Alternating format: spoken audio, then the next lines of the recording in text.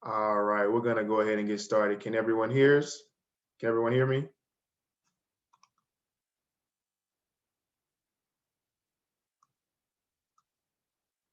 All right, so again, thank you all for joining us today. My name is Christopher Jammer, and I am one of the account managers with the Airrosti Rehab Centers here in our Austin region. And today we have with us Dr. Dino Pappas and his recovery specialist, Chris, to talk to you specifically about our presentation, what we call Foundations of Fitness. So just to go over some housekeeping things before we actually go through the content. As you all saw, whenever you join the meeting, your microphones are muted, and that's just to make sure that we can get you all the content as clear and efficiently as possible without any background noise. But if you have any general questions about any of the content that we go over throughout the presentation, we definitely encourage you to utilize the chat function and send those questions over to us to have either myself, Chris, or Dr. Pappas answer those. And also, just for the purposes of you guys getting your wellness credit throughout from Austin ISD, if you have access via the chat function on the computer or your phone, we ask that you send your first name, last name, and your employee number over in the chat to me, and that way I can take that number down and make sure you guys get your wellness credits for that. So to go into the actual content, so of course, we're from Airrosti Remote Recovery, and we handle what we call soft tissue injuries. So that could be anything from your head to your toes, as long as it's not a full thickness tear, a rupture or a fracture within the bone, or a bone break that's going to require a cast is going to be something that's within our wheelhouse. So not only do we treat a lot of conditions and different injuries in our clinics, we also like to help people be preventative and proactive in their healthcare. So providing you with preventative tools and things that help you keep you safe while you're either at home, at the gym, or things like that. So like we said, today we're going to talk specifically about some foundational fitness things. And as Dr. Pappas comes on, he'll go through the joint by joint approach, talk about specific things like pain versus non-painful movement, some exercise fundamentals, and then we'll come back into a little bit more about Airrosti and how we actually help with these things. As you guys can see in the top right-hand corner of your screen, there is a QR code. So that QR code links it to what we call our virtual injury and pain chat. So if you have really, really specific questions about any pain or any injury that you've been dealing with, whether it be from any particular exercise or just daily living, you can scan that QR code and schedule yourself a virtual pain chat with one of our Airrosti docs if you would like to do those also. So without further ado, I'm going to turn it over to Dr. Pappas to take us through the actual content. Hey guys, my name is Dr. Pappas. I want to thank you guys for joining us. We appreciate your time, and we're going to do our best both to get through the material in a fun fashion. I've got plenty of dad jokes and bad jokes. I'm fully willing to bring those guys out at any opportunity, any and every opportunity. Also, I want to let you know that we are here for questions. So please either put that in the chat box, and if I don't read that, Chris, can you back that up and read those out to me and chime in? That'd be awesome. So without further ado, here we go. Thank you again, once again, for your time. All right, let's talk about this slide here. So the foundations of fitness, one of the key concepts is something called the joint by joint approach. And what does that mean? Well, that means that there's certain points in your body, certain joints that actually need more motion, and certain joints in your body that actually need stability. So this slide here, you see the blue parts are joints that have a tendency to be a little stuck, a little stiff, a little restricted.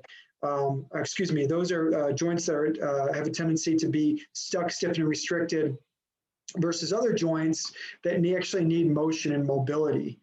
For example, the shoulder is an inherently mobile joint. This joint is a ball that sits in the socket, and it's got pretty free motion in all planes. So this is a mobile joint that actually needs stability.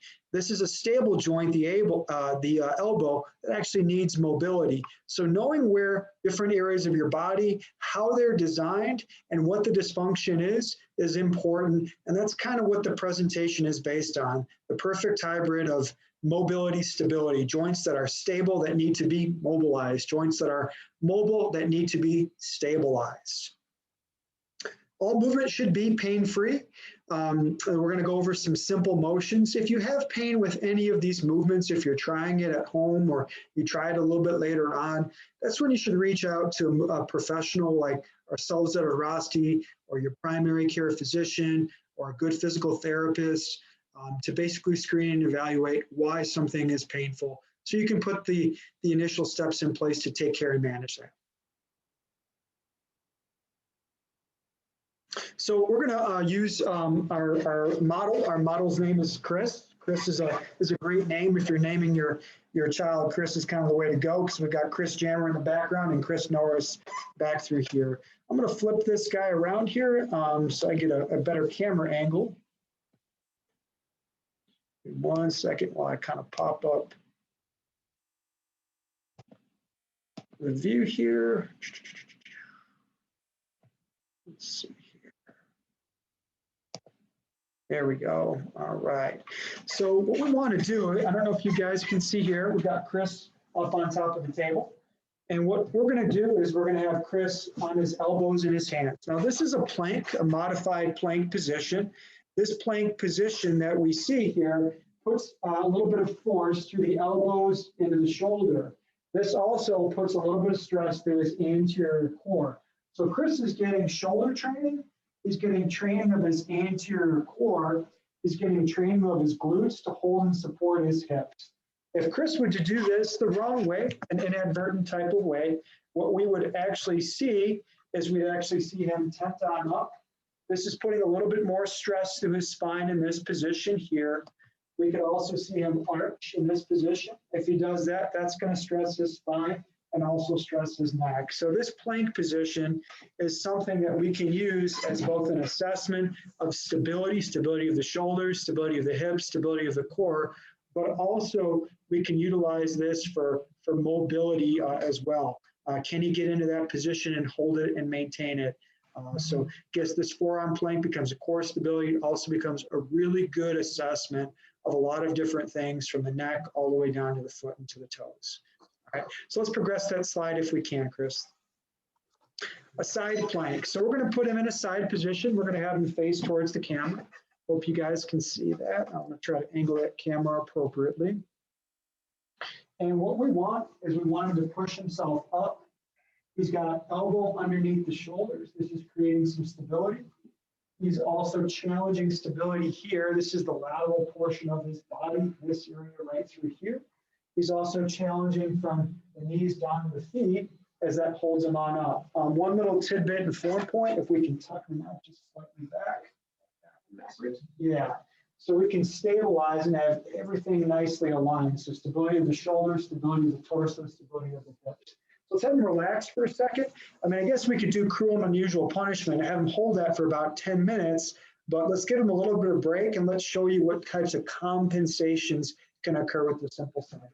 So you go into that. So we can see him kind of push his body further forward and kind of tent up. That's not what we want. We want everything level. We can have him rotate towards the posterior portion of the wall. And if you can kind of see here, as he rotates, he's inducing rotational stress to the core. So we come back to neutral here. We can also have him from this position here kind of slouch and slump forward. And that's not what we want, because we're losing it here on the side. Now, there is no one perfect exercise for everybody. So this exercise becomes an assessment, but it also becomes an exercise. How do we scale it back for people that are just getting started with exercise and activity? Just put him on his knees.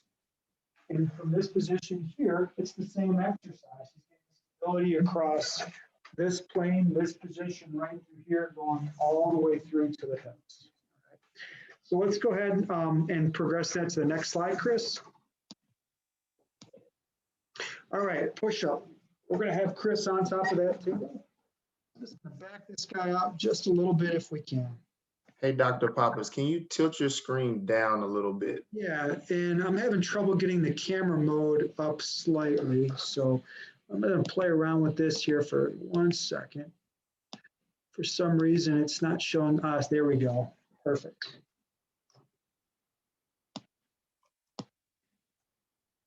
One second here. I'm going to modify that. Yeah, that works. Now we get a better view. You guys, Chris, can you see that a little bit better? Yes. Cool. All right. So we got Chris right up on top here, and he's going to go into a modified push-up position. This push-up tests stability of the shoulders, shoulder strength, but also working through the torso here. So he's going to go down, typically touch the chest, and then push himself up. Notice we're not getting tenting or arching of the hips and spine. This is not how we do it. Notice he's not also going vertical towards the ceiling. He's dropping down in this position. This is a position down here which will put a little more stress in the spine. So mobility of the shoulders, strength of the shoulders, also control of the torso. And this is a good, simple upper body pushing motion that will engage not only the abdominal areas, but the shoulder as well. So this is a good fundamental movement that becomes a test, but also an exercise as well. All right, let's push that to the next slide, Chris. An overhead press. We're going to give Chris over here a dowel rock. This is just like a broomstick handle. So you guys can see this guy pretty well. And what Chris is going to do is you're going to start with it about chest level here. See if I can angle this guy all the way around. And what we're going to do is test overhead mobility. So Chris, let's push that all the way up towards the ceiling. This is testing the body's ability, shoulder's ability for the arm to go into this overhead position. So you face away from the camera. What has to happen back here is the arm goes into the overhead position. The shoulder blade has to rotate upward. As the shoulder blade rotates upward, it needs to also lock and press into the mid portion of the spine. So what is this looking for? The body's ability for the shoulder to get upright, the shoulder's ability to lock in and also move on the rib cage and the spine in the overhead position. It also tests this portion of his back. It has to extend. It has to arch ever so slightly when the arms go in the overhead position. If these shoulder blades aren't mobile enough or aren't stable enough down in this position, or he lacks a little bit of mobility right here in the mid portion of the spine, this can manifest with shoulder pain. Put your arms down if you can. Shoulder pain typically will exist here in the front of the shoulder. Sometimes you'll even see people cheat and start arching neck on up to generate that lift all the way up. And this compensation that occurs can put a little more stress up in the posterior portion of your neck. When somebody lifts upright, they'll say, I've got pinching in my neck. Well, that shouldn't happen. This should just be a shoulder motion, not a neck motion. And this strategy is a cheating strategy as well. So what is this testing? Overhead mobility, mobility of the shoulder blade, also mobility of the upper portion of your spine, and then shoulder strength to finish the motion. Okay, let's push it to the next slide, Chris. So this is the deep lunge position. This is a good general test of a couple different things, namely lower body mobility. So I'm going to push this camera down here a little bit. We're going to have Chris lunge. That's it.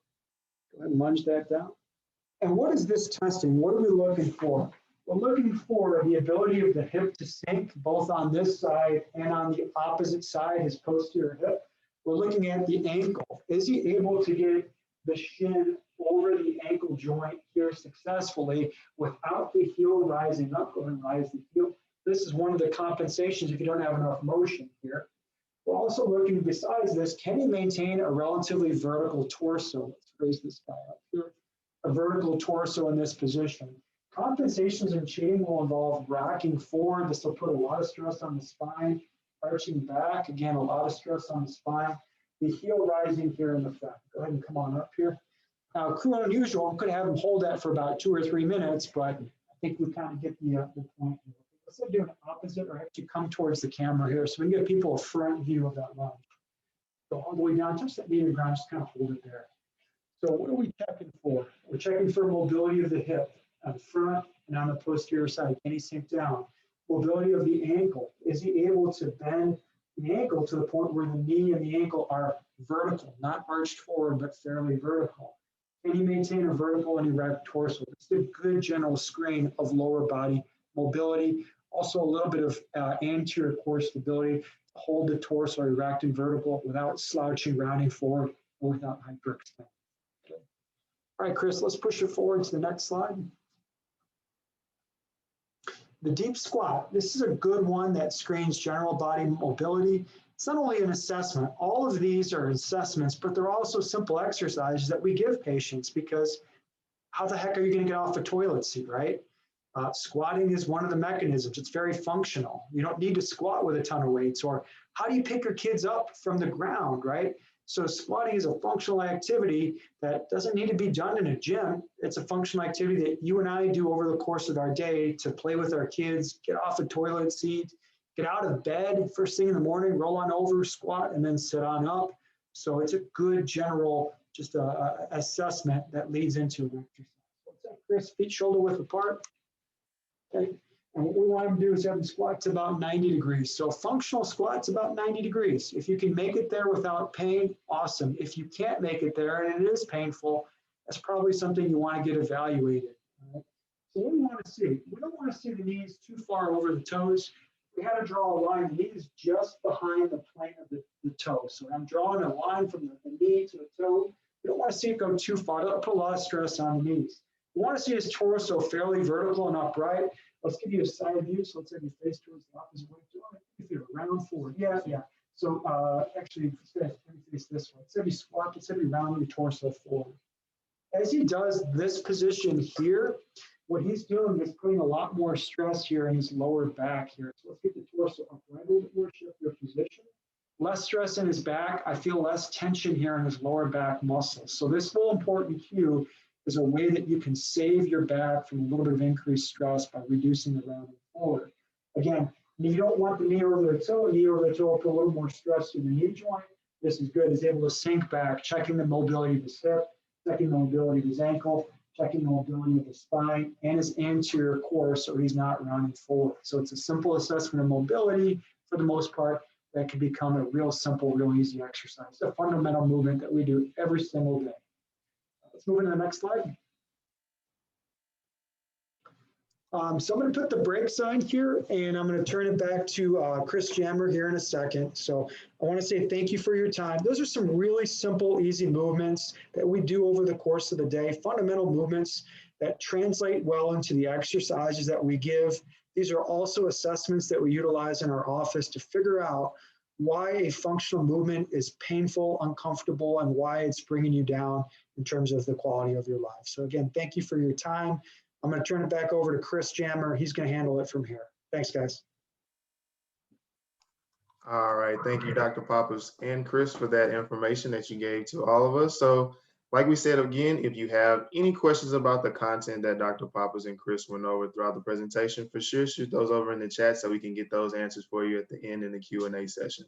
So just to go a little bit further into who Airrosti is, what we do, and where we actually get this information from, like Dr. Papa said, we use a lot of these tools to actually see what the source of the pain is coming from. So the slide that you see on your screen is basically an overview of who Airrosti is and kind of what we do throughout our clinical teams.